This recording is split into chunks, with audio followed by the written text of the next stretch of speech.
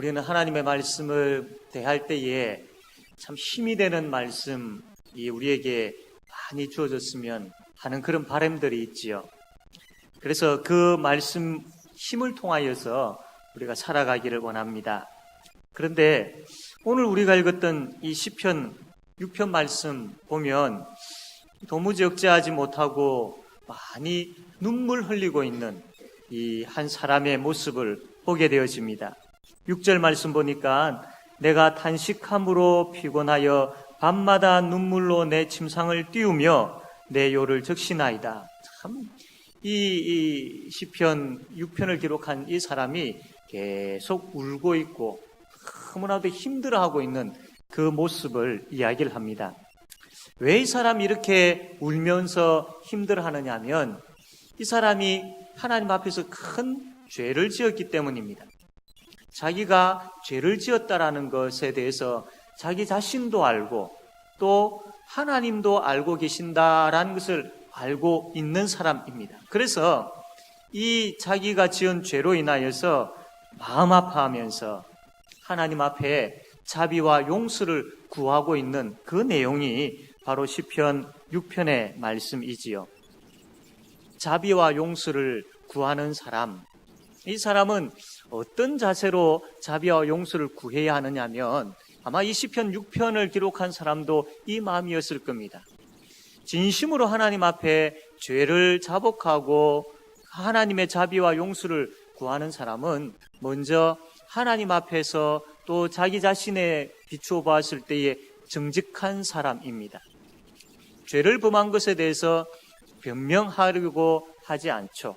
핑계대려고 되지 아니하고 하나님 앞에 그대로 하나님 내가 이런 죄를 지었습니다.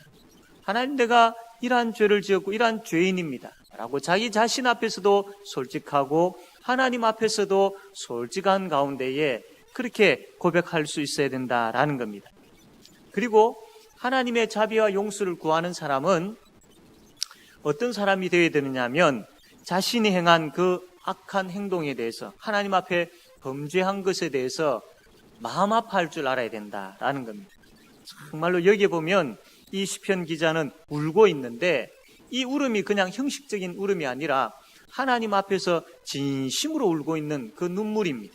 이처럼 정말로 자기가 지은 죄에 대해서 가슴 아파하면서 하나님 앞에 울 줄 아는 자, 이런 사람이 하나님의 자비와 용서를 구하는 사람이지요. 그리고 예수 그리스도를 믿고 있지만 그럼에도 불구하고 여전히 죄를 지을 수 있는 존재임을 인식하고 있는 것, 알고 있는 것, 이게 참 중요합니다. 이러한 하나님 앞에서 정직함과 또 죄를 지은 것에 대해서 가슴 아파함과 여전히 참 내가 죄를 지을 수 있는 그런 존재다라는 것을 알고 하나님 앞에 나와서 자비와 용서를 구할 때에 하나님께서 그냥 계시겠습니까? 이 시편 기자는 바로 이러한 마음을 가지고 하나님 앞에 나와서 용서를 구하고 있는 것이지요. 6절 다시 보면 내가 탄식함으로 피곤하여 밤마다 눈물로 내 침상을 띄우며 내 요를 적시나이다. 이거는 어떤 가식적인 행위가 아니고 사람들 보라고 하는 것이 아니고 진심으로 하나님 앞에서의 회개하고 있는 모습인 것이죠. 이것이 우리에게도 있어야 됩니다. 회개는 하나님과 나와의 관계 속에서 하나님 앞에 진심으로 참 자신의 가슴을 찢으며 엎드리는 모습이죠. 그냥 가식적이거나 또 속이거나 또 다른 사람 보게 하기 위함이 아니라 철저하게 하나님 앞에서의 회개의 모습이 있어야 됩니다. 자, 이렇게 이 시편 기자가 하나님 앞에서 울면서 회개를 하고 있는데 그 가운데 이 시편 기자의 마음속에는 한 가지 참 힘들어하는 마음이 있었습니다. 고민거리가 있었습니다. 그게 뭐냐면 자기 자신을 이렇게 참 대적하는 그 대적들로 인하여서 많이 힘들어하고 있습니다. 마치 이 짐승이 참 그 양이라든지 염소라든지 이런 약한 짐승들이 힘이 없어가지고 비틀거리고 있을 때에 저기 멀리서 큰 늑대라든지 곰이라든지 이 비틀거리고 있는 이 양이나 염소를 지켜보면서 바로 달려와 가지고 삼키려고 하는 것처럼 자기가 하나님 앞에 범죄함으로 인하여서 힘들어 비틀거리고 있을 때에 참 자기를 대적하는 자들이 자기를 지켜보고 있다라는 겁니다. 이렇게 비틀거리고 있는 나에게 그 대적들이 찾아와 가지고 더 힘들게 하고 더 아파하고 아프게 하고 그렇게 할까봐 이 시편 기자는 고민하고 있는 것이죠. 그것을 7절에 이렇게 표현합니다. 내 눈이 근심함으로 말미암아 쇠하며 내 모든 대적으로 말미암아 어두워졌나이다 라고 이렇게 고백을 하고 있습니다.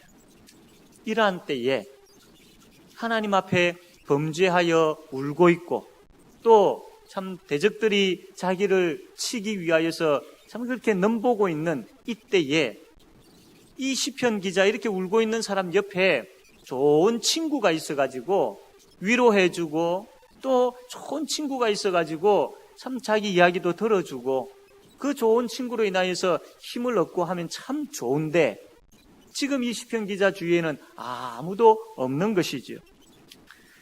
시편 69편 20절 말씀 보면 이런 말씀이 있습니다. 비방이 나의 마음을 상하게 하여 근심이 충만하니 불쌍히 여길 자를 바라나 없고 긍휼히 여길 자를 바라나 찾지 못하였나이다. 마치 이 시편 기자 이 6편에 기록을 했던 참 울고 있는 이 사람 옆에는 아무도 없다라는 것입니다. 그 이야기를 하고 있습니다. 얼마나 안 돼 보입니까? 얼마나 힘들어 보입니까? 참 얼마나 안타까워 보입니까? 근데 이 시편 기자는 참 내가 이렇게 하나님 앞에 범죄하였고 내가 이렇게 울고 있고 나의 대적이 나를 넘보고 있고 내 주위에는 아무도 없고 그렇게 울었더라라고 이 말씀은 끝내지 않습니다.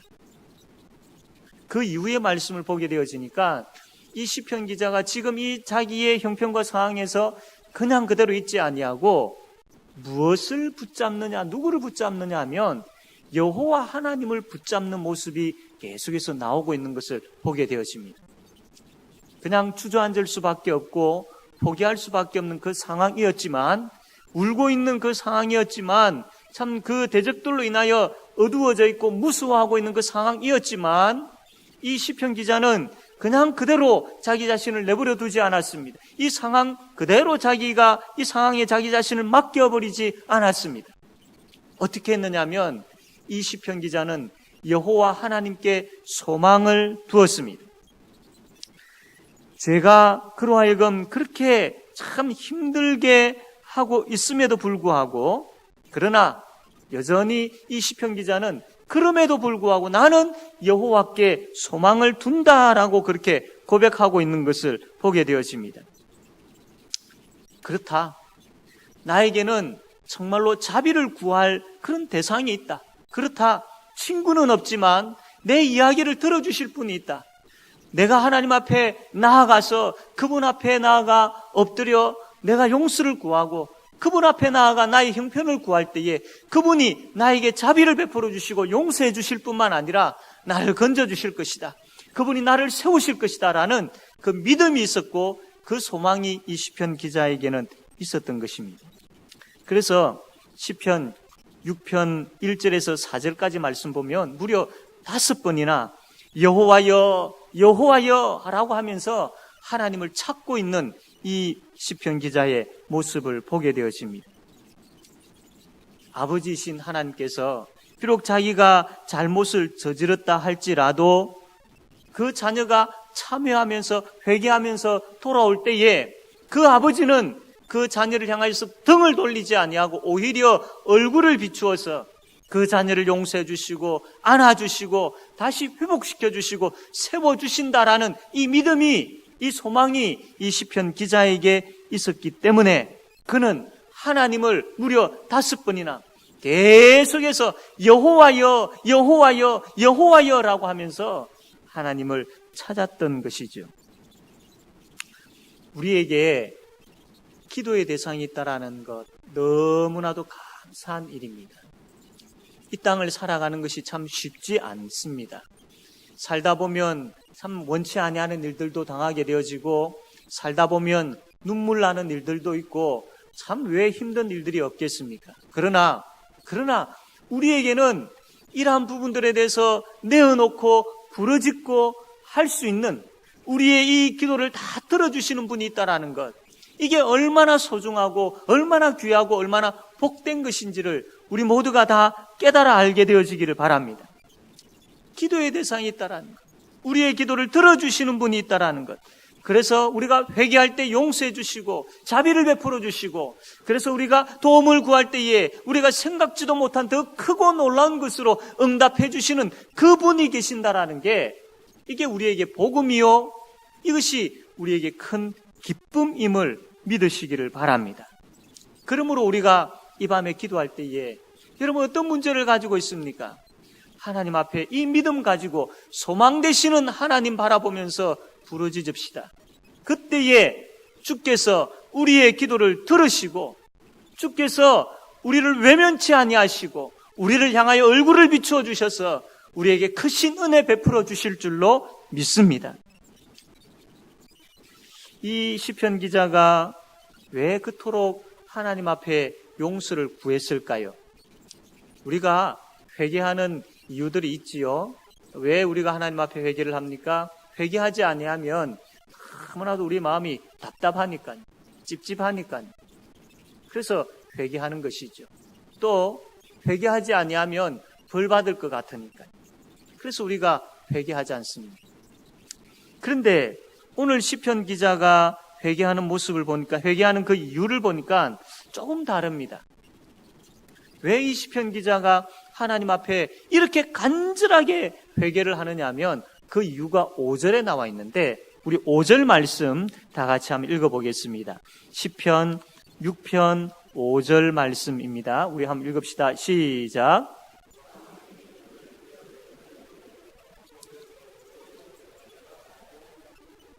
아멘. 이 무슨 말씀이냐면, 내가 만일 이대로 무덤에 내려간다면 하나님이여, 내가 어떻게 하나님을 찬양할 수 있겠습니까? 이 이야기이죠. 다시 이야기하면 그 죄로 인하여서 하나님과 가로막힌 상태에 있는 자기의 모습을 보는 겁니다. 하나님과 가로막혀 있는 상태에 있는 자기가 어떻게 하나님을 찬양할 수 있겠느냐라는 겁니다.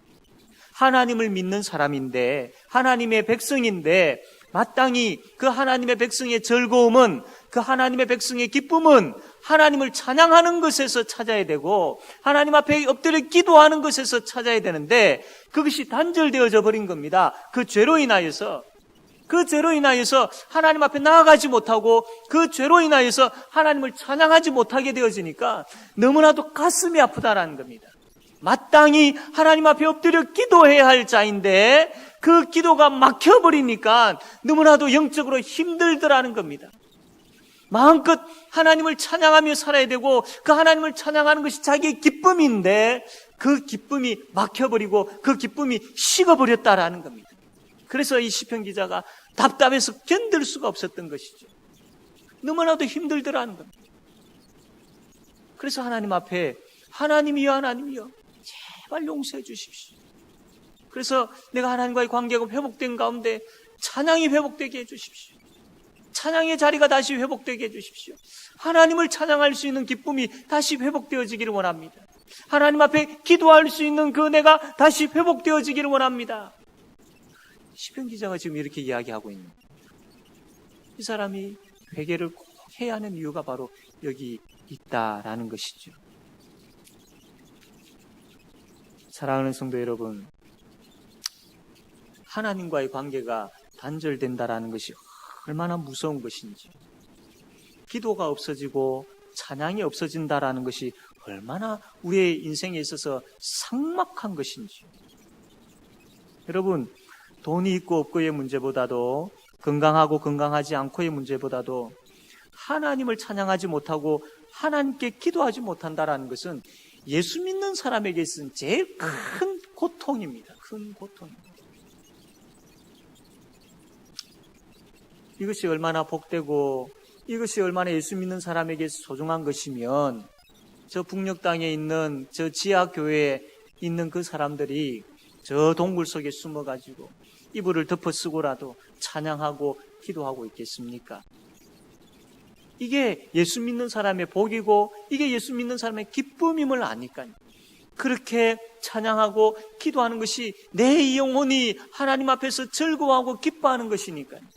그렇게 찬양하고 기도하는 그 삶이 너무나도 행복하기 때문에 죽음 앞에서도 그 죽음을 무릅쓰고라도 그렇게 하고 있는 모습을 우리는 소식을 듣지 않습니다.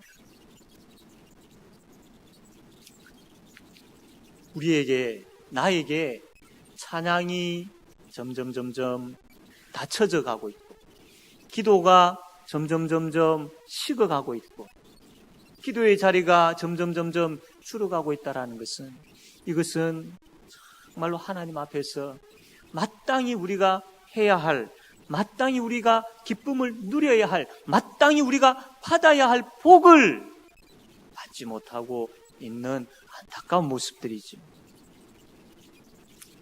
찬양이 축복입니다. 기도가 복 중에 복입니다.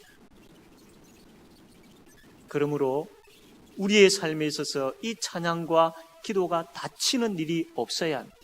그래서 늘 우리는 우리 자신들을 하나님 앞에서 말씀에 비추어서 살펴야 됩니다.